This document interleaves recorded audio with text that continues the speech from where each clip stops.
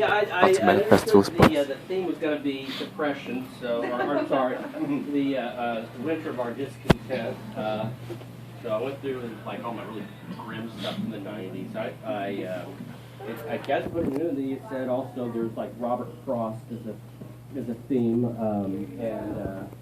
so I tried to look up and tried to write something original for the evening on the theme of how nature abhors a vacuum, which I thought was a Robert Frost quote, but in looking it up, turns out that's not. Everyone thinks that's a Robert Frost quote of nature abhors a vacuum, and that's actually Rabelais from the Renaissance wrote that. He was translating Aristotle, so that goes all the way back to Aristotle. And I was going to try to write something about nature abhors a vacuum, and I got my journal that I write in and laid it out and sat there and just couldn't make anything happen on the big blank page.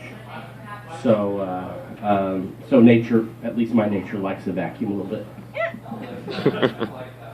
So I'm going to start with some OPP, which I like to do with my sets. And this is from a friend named Rain.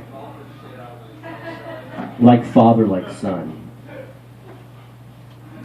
She busts her blood. I'm sorry. Get this adjusted.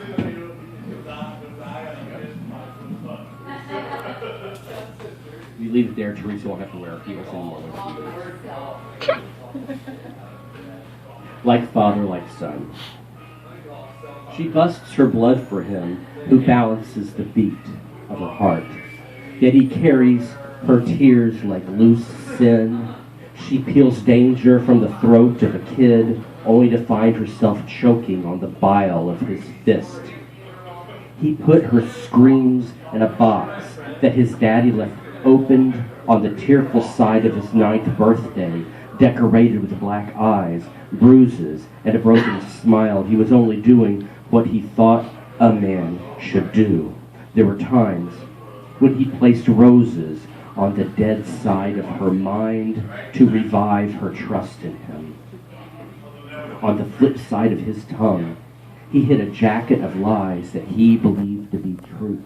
He feathered them over the decrypted heart of his mother. He wanted her to swallow the streets that he said stole his innocence. He claimed that his daddy's soul opened on a road that she destroyed. He blamed her for not following the lead of a man with a ruptured path. Her words tore through his mind like hollow point nightmares. He tried his best to slap the taste from her mouth. He knew his daddy would be pleased. He was only doing what he thought a man should do. He forgot how his own flesh opened around belt buckles and extension cords, gashes deep enough to accept the first joint of his thumb. His body was a map of scars and bruises. His tears dried at the age of 7. He rid himself of fear, but he was only doing what he thought a man should do. His cankered temper made it hard for his mother to breathe around him. Her heels rarely touched the ground they shared. Her toes cracked from tipping. On the soft side of his nerves, she was too ashamed to reveal the evil meshed in the patterns of innocence she portrayed him to have. She let the world believe that her kid was her perfect piece. He spit tombstones in the fabric of a woman who altered her life to mend his. There was no hope for him. There was no life for her.